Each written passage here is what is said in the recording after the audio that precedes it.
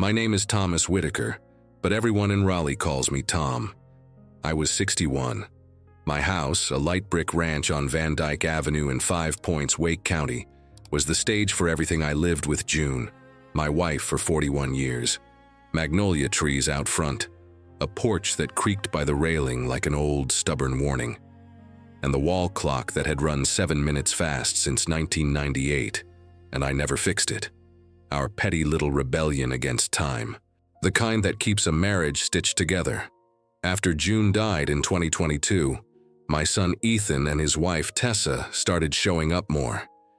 At first, I thought it was sweet. I thought it was care. 3 months later, I realized it was something else. A quiet inventory.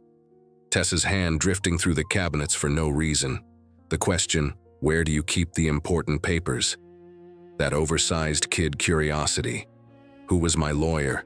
Who had the spare key to the safe? Why I still drove? Nothing declared. Everything wrapped in concern. If I left the remote on the arm of the couch, Tessa pounced. See? That's dangerous, Ethan.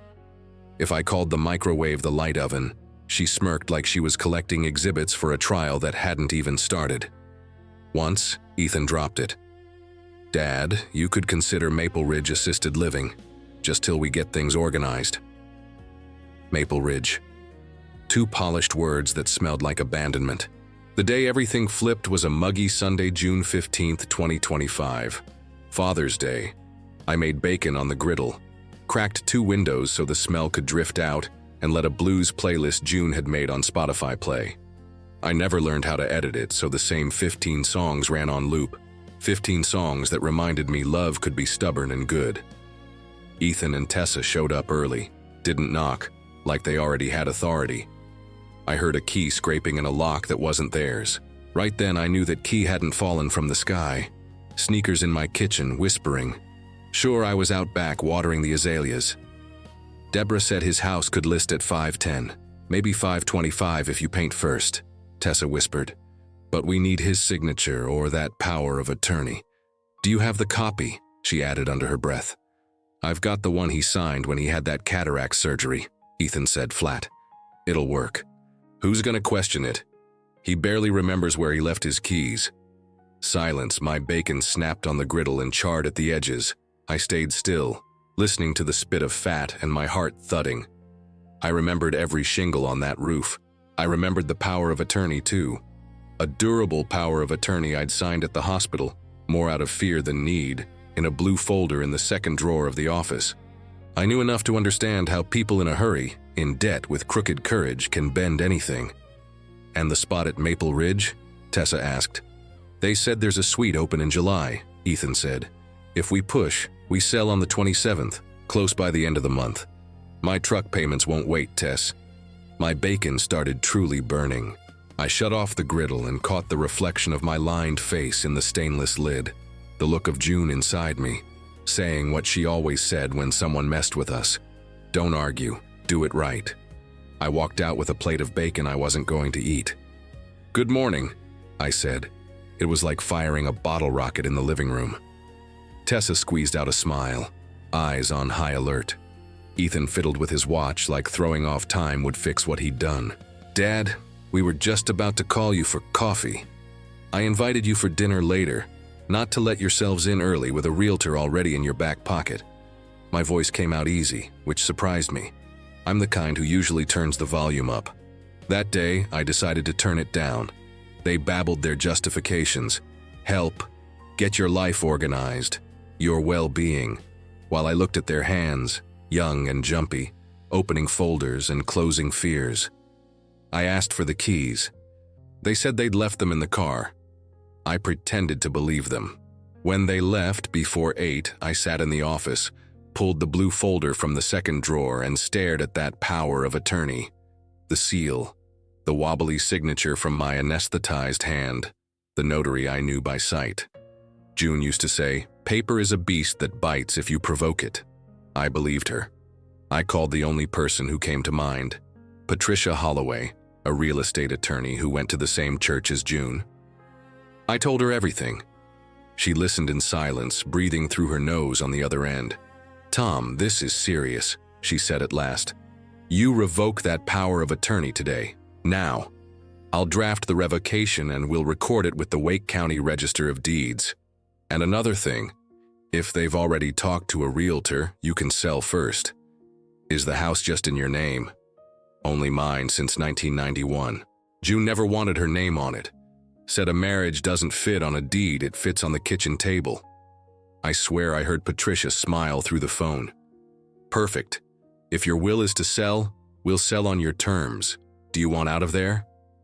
I looked out the window, the magnolia's shadow shivering in the hot wind, chalk lines from my grandkids across the driveway, the bike leaning there.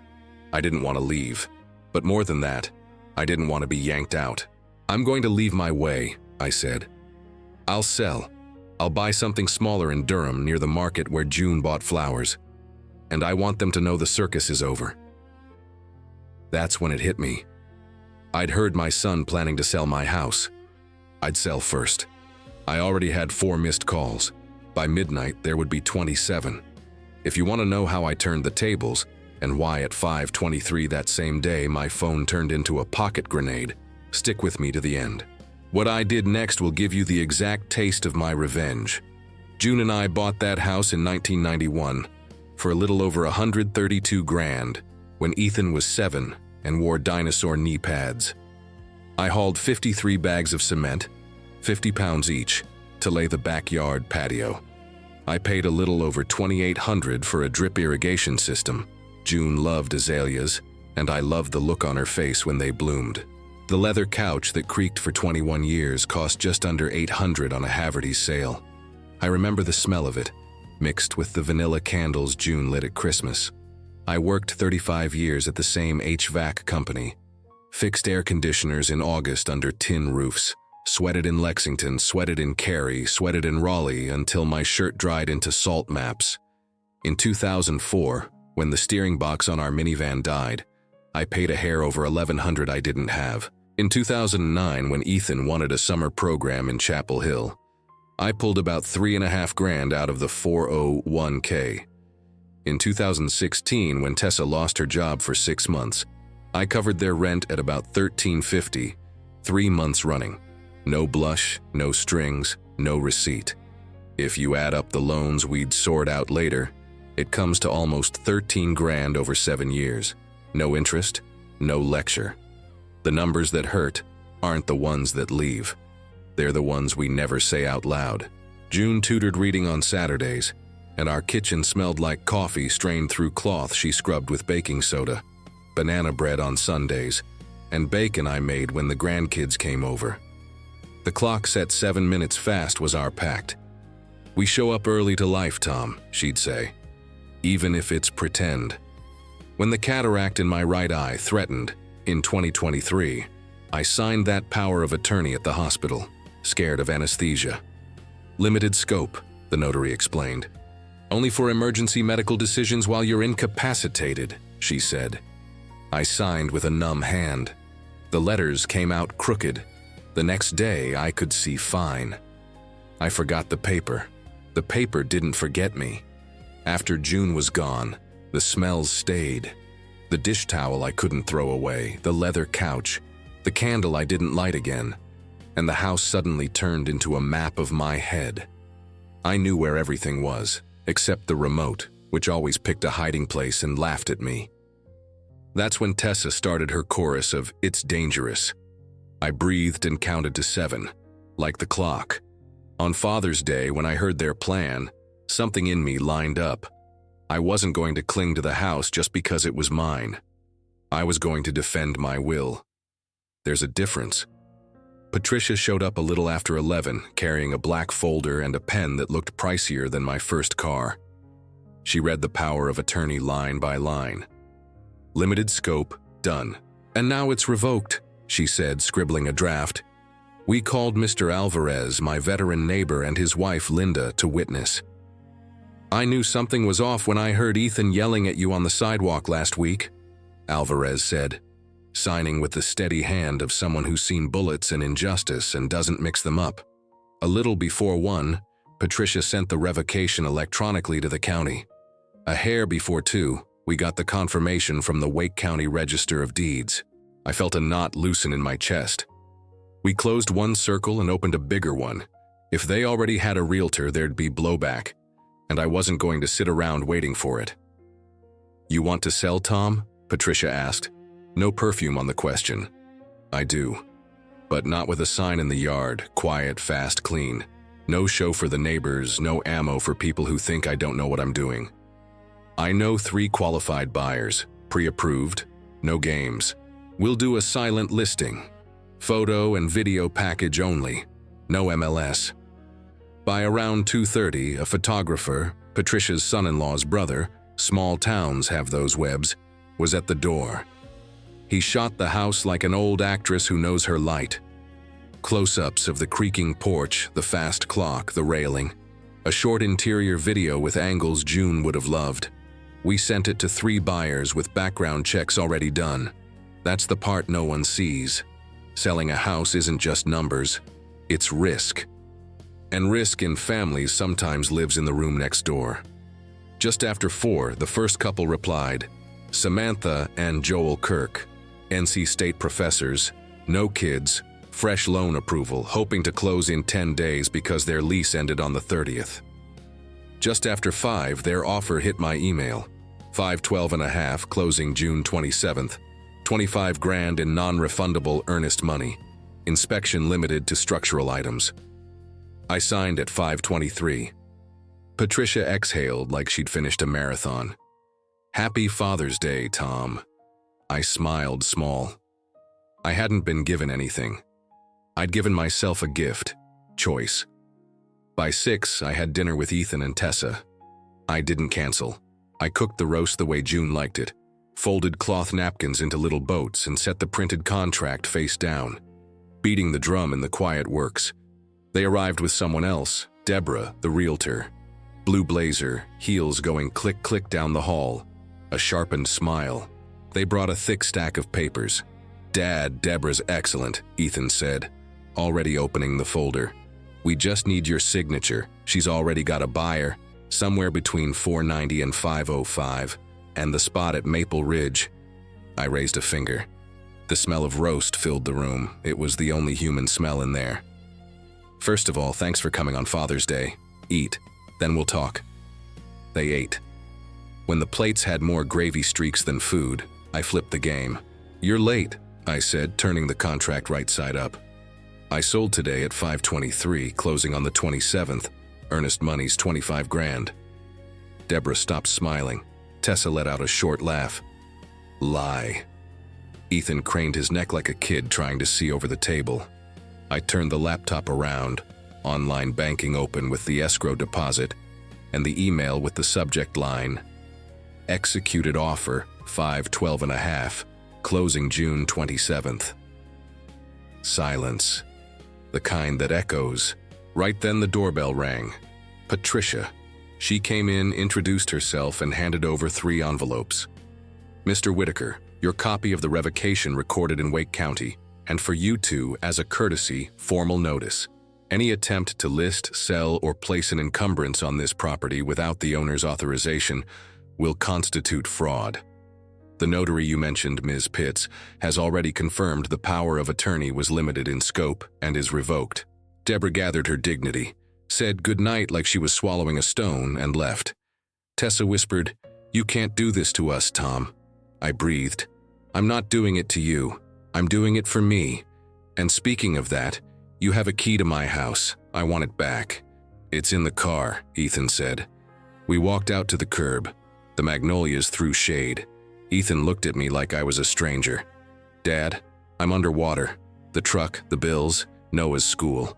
I figured you wouldn't even notice." "You underestimated me," I said. "And that, son, hurts more than your truck payment." That night, a little after 10, my phone showed 18 missed calls. Just after 11, 27. Messages with sobs, anger, promises, threats. "You'll regret this." Tessa's crying. "How dare you, Dad?" I turned the phone off, slept with the window open. The crickets outside said in their own language that the world kept spinning even when you decide to spin the other way. I had no idea that the next morning someone would start a rumor about me in the neighborhood group. And that rumor would shove me into a counterattack plenty of grown-ups swagger about but don't have the spine to pull off. Monday started with Mr. Alvarez calling over the fence. "Tom, you seen next door?" "I don't do next door." He showed me on his phone a post from a profile with a lab in the picture named Neighborly Deb, which I later learned was Deborah, the realtor. Concern for an at-risk elder on Van Dyke Ave. Family trying to help, but he's being manipulated by lawyers to sell off market for below value. Sad. Underneath, the chorus. "Oh, that's so sad." Maple Ridge is great. My sister-in-law's mom loved it. Should someone call Adult Protective Services? The rumor turned into a diagnosis in under a day. That's how injustice works when it dresses up as good intentions. It smiles, poses with a dog, and speaks in baby talk. I called Patricia. "I figured something like this," she said. "Breathe, don't answer there, we answer with paper. I'll draft a cease and desist for defamation and send it to a real profile, not Neighborly Deb. We'll also file a complaint with the North Carolina Real Estate Commission. And brace yourself, they might try to pull in Adult Protective Services. It'll waste their time, but it'll make noise." That afternoon, I got an email from Maple Ridge. "We're pleased to confirm your tour." I'd never asked. I suspected Tessa's hand. I called. "I didn't schedule a visit," I said. "But since you insist, I'll only come when you've got a 10-pin bowling alley, a 1975 jukebox, and an ocean of magnolias." The lady laughed, not getting it. I hung up. The micro-humiliations came bundled as tiny gestures that add up. Ethan swung by Tuesday with coffee, the Starbucks from the corner, and left the tab with me, almost $13. Said he forgot his wallet. Wednesday, he needed my printer real quick and walked out with a stack of about 20 pages, using the pricey ink I'd bought for about $70 the week before. Thursday, he showed up with Noah, my grandson, and asked for a little cash because lunch money's late. I gave him $20, then another $5 when Noah eyed the change jar with hope. Small numbers, big sting. The week's real quick total, almost 13 plus about 70 plus 25, came to just about $107 that won't change my life, but reminded me they'd forgotten what it means to ask with respect. And Tessa? Tessa texted, "It's risky for you to drive to Durham alone. I can take you Friday to buy a new toaster for your new life." I read it and laughed without a smile. My toaster worked. What I needed was quiet. Deborah, on Nextdoor, leveled up. Lost a listing to under-the-table manipulation.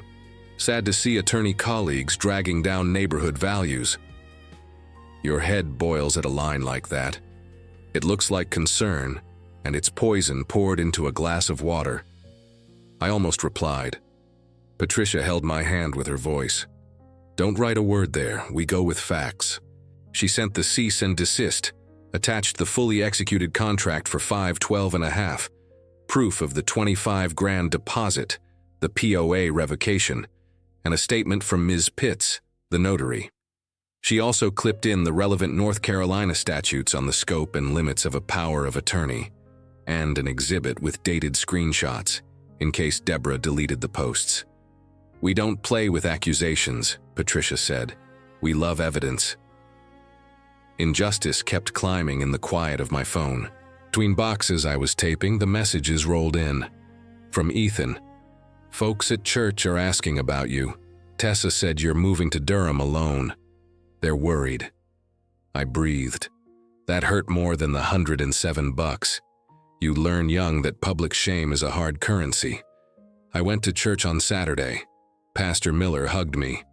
"Tom, I heard some rumors. You okay?" I said I was.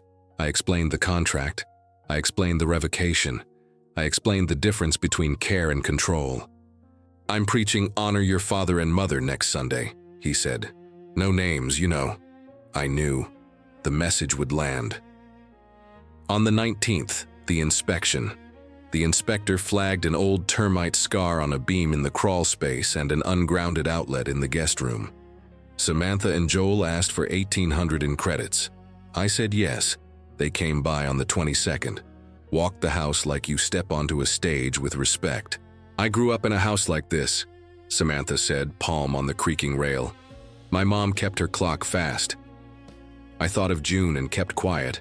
When the memory tightened my chest, I preferred to swallow rather than spill. Meanwhile, Ethan pushed from another angle. On the 23rd, I got an email with the subject superior offer. Think of the family. Attachment, $525 from Mason Investments, LLC. I knew Mason from the gym. Shell company, with a promise to close in 7 business days that you and I know turns into 17 when title work coughs up even a speck of dirt. Think about what's best for the family, he wrote. I answered in 2 lines. I'm under contract, and son, the family starts with me respecting my own will. What he didn't know, or knew and bet on fear, was that I'd already set up another layer.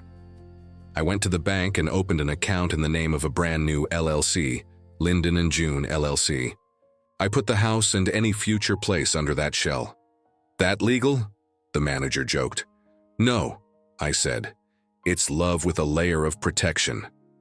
That same day, Deborah, mask off now, fired off a hot email. You're being misadvised. I'll be informing the community and my clients about difficult sellers.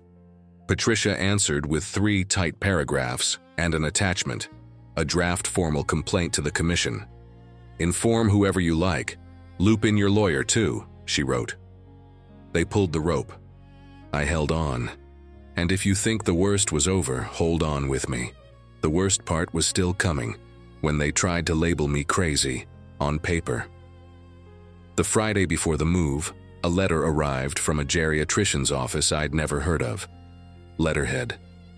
We recommend an urgent cognitive evaluation for Mr. Thomas Whitaker, given family reports of confusion and hasty financial decisions. Signed by a doctor who, I later learned, was the brother-in-law of one of Tessa's friends. Not a diagnosis. An insinuation with a stamp. Works on a lot of people. I sat with the letter at the kitchen table and felt the anger like hot iron. June used to tell me, when they call you something you're not, be clear, be calm, be paper. I breathed. I called Patricia. She laughed. Not mockery, disbelief. They went far, she said. So we'll go farther. Saturday, I went on my own to a neuropsychologist recommended by my longtime doctor, Dr. Klein, who swapped my blood pressure meds about a dozen times till he got them right. I paid about $480 out of pocket for a full workup. Attention, memory, executive function. You're within normal range for your age, the report summed up. I didn't need to prove it. I wanted to. Sometimes you have to show the ruler before you quiet the finger that points. Patricia attached the report to our response to that office, copied their counsel and the state ethics board. At the same time, she closed the loop, filed a complaint with the Real Estate Commission against Deborah for unethical conduct, seeding a public rumor and trying to interfere with someone else's deal. She notified Maple Ridge, documenting the unsolicited contact and the misuse of my info by third parties. I changed the locks around too that Saturday, paid a hair under $130 for new knobs. Every click of the new key sounded like a period. While the locksmith worked, I made 2 calls. First to Mr. Alvarez. Friend, I'm moving Tuesday. Would you come watch the movers? Just another set of eyes. He said yes, no questions. Good friendship doesn't need a preamble. Second to Samantha. Can you 2 swing by Sunday to look at the clock and a few details we promised to keep? They said yes. Sunday, the Kirks showed up with 2 tubs of cookies. No nuts, Samantha said. I remembered you said you never liked those papery skins. I laughed. Joel touched the fast clock and asked, Leave it like this? I said, please. The real turn came on moving morning. Blue Ox moving pulled up with a blue truck. 2 strong guys who treated my boxes like you carry a child. I sealed everything with brown tape and wrote in block letters by hand. Kitchen, records, photos. In the photos box, I tucked June in a yellow dress at a picnic in Pullen Park, 1989. I set that box in my car's front seat and buckled it in. Sometimes life needs a seatbelt. I drove to Durham and stepped into the loft I'd rented for 6 months in Brightleaf Square. Exposed brick, tall windows, the sweet far-off hum of a train. I stopped by the farmer's market and bought a bouquet of magnolias, 17 bucks. Set them in a jar beside a clock I picked up for 29 at a thrift store. Set the clock 7 minutes fast. A home isn't walls.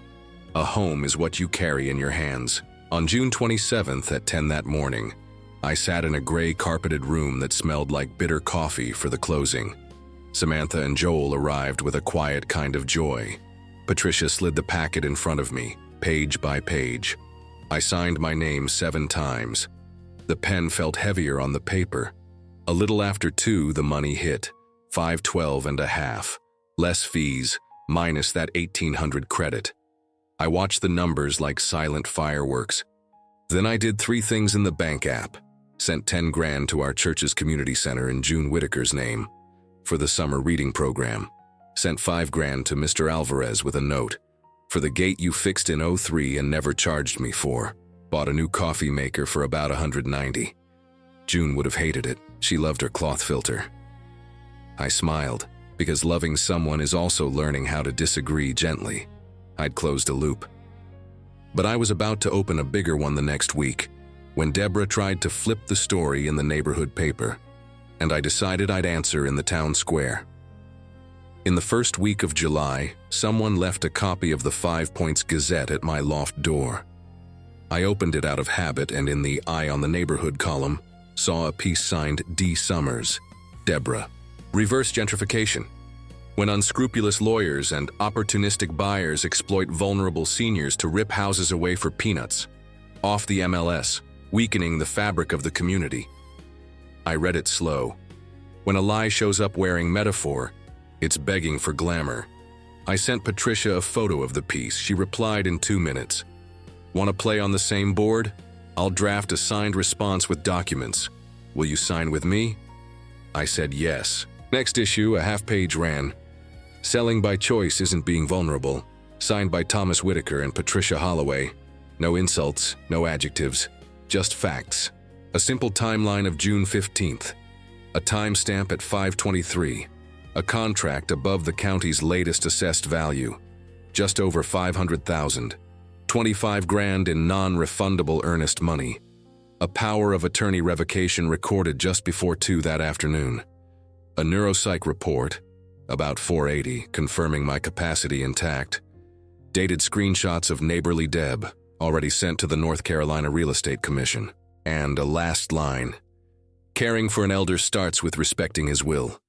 Pastor Miller called. Want me to read something at church? I said no need. The piece had already done its work. Next door flipped, and that almost never happens. I saw his response. Not a good look, Deborah. We need to rethink what we call concern. A few people called me inspiring. I'm not. I'm stubborn. Some days it amounts to the same thing. 2 days later, the Real Estate Commission emailed me and Deborah. Allegation received. Opening a preliminary investigation. I wasn't trying to end anyone's career. I wanted a boundary. A boundary is a line painted on the road. Cross it, and the ticket shows up. Tessa sent me a long text. Tom, you exposed us. People are talking. I answered with one line. You exposed me first. I just pointed the light the right way. In the middle of all this, Ethan called at 10:49 that night. Dad, CPS came by. Anonymous report about neglecting Noah. That hurt to hear. I'd never do that, I said. I believe you, he said back to a boy's voice. Injustice has an ugly habit of ricocheting. Someone, trying to hit me, slammed the wrong button and invited the state into my grandson's living room. I slept badly. In the morning, I left a bag of groceries at their door. Milk, bread, Noah's favorite cereal. With a note, I'm not your enemy. The next week, Deborah sent an email that started with, I'm sorry if... Conditional apologies aren't apologies. Patricia suggested I not reply. I didn't. A reply is a gift. You don't hand it to someone who hasn't earned it. Speaking of gifts, I got one for myself. An old radio at a Durham flea for about 62 bucks. Fixed the dial with a screwdriver, hit it with WD-40, set it in my loft window. Saturday, I cracked a beer for about $3 and toasted alone. It wasn't loneliness. It was freedom with a good echo. Revenge. if you can even call it that, wasn't me taking anything from anyone. It was me peeling off the sticker they tried to slap on me. Incapacitated. I sent back the photo they wanted to publish with the right caption, and the real photo turned out better than their original. The Kirk sent a selfie on my old porch, now with a new swing and pots of ferns. "Clock still 7 minutes fast," the caption said. I replied, "Leave it that way. That house is our reminder that life is a line worth cutting. If you think that's the end, hang on." There was a request I didn't expect. It came on a cloudy Tuesday, at a cafe on Hillsborough. A month after closing, I asked Ethan to meet me on Hillsborough Street. That cafe with white tile and decent espresso.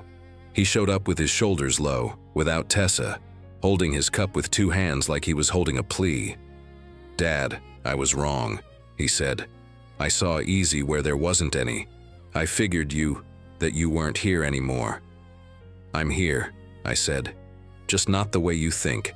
I'm not a house. I'm not a deed. I'm a man who loved your mother for 41 years. And I'm a man who won't be shoved." He nodded. His eyes shone, but he kept them from spilling. "Tessa went too far. I did too. I'm ashamed." He set 3 crumpled 20s on the saucer. "For the coffees, the printing. I know it doesn't cover it." "It isn't about money," I said. "It's respect. It's silence when I say no. It's not trying to flank me with a power of attorney. It's not using a doctor to call me something I'm not. It's not exposing me on Nextdoor. It's asking me before deciding." "Can I try again?" he asked. "Can I help without bossing?" "You can be my son," I said. "That's already a lot." I told him what I'd already done. Updated my will on the 18th with Patricia. Inheritance conditioned on respect and truth. "There's a clause you're going to hate," I said, and smiled. "Any access to assets runs through a trust with a co-trustee for 5 years. No house gets sold without 2 signatures. And if you or Tessa try to put me somewhere against my will, you lose benefits for 2 years." He swallowed and nodded. "Fair," he said. "It stings, but fair." I didn't cut ties. I pulled lines tight. Lines guide. Azaleas teach you that. Without a guide, they go to bramble. With a guide, they bloom. Sunday, I went to church. The pastor preached on honor your father and mother. No names. Everyone understood. Mr. Alvarez hugged me. "Kept your old gait," he said, laughing. "To remember, we fix what matters." I gave back the laugh of someone who stood in a windstorm and still has a roof. That night in Durham, I set June's photos on the shelf. The one from '89 in a yellow dress at Pullen Park. The one from '01 on the porch with a glass of sweet tea. The one from 2020 with Noah on her lap and the clock behind her running fast. I opened the loft window and let the train noise roll in. I toasted with coffee. Yeah, from the new machine June would have hated. And said softly, "I did it my way, June." The Kirks sent another photo. The porch swing packed with nieces and nephews on a Saturday afternoon. Caption, "We play blues in the kitchen." I wrote back, "Perfect. I didn't want to go see. The house is theirs now. To stay free, sometimes you don't visit certain places. I'm happy to pass by in an Uber and see the magnolia sway from the street. Every now and then I ask the driver to slow down. The clock on the wall, and I swear I can make it out through the window, still runs ahead. The world doesn't correct certain stubborn streaks. Thank God. I don't know what Ethan and Tessa say about me now. Maybe they say I got hard. Maybe they say I wised up. I'd rather say I got simple again. I went back to the man June married. The man who fixes gates, buys flowers at the market, trusts when it's time to trust, and when the whisper turns into a threat, picks his own pencil to write the ending. If you're hearing me and you have a clock set fast at home, leave it. It's the quiet reminder that sometimes we need to show up early to the places that matter.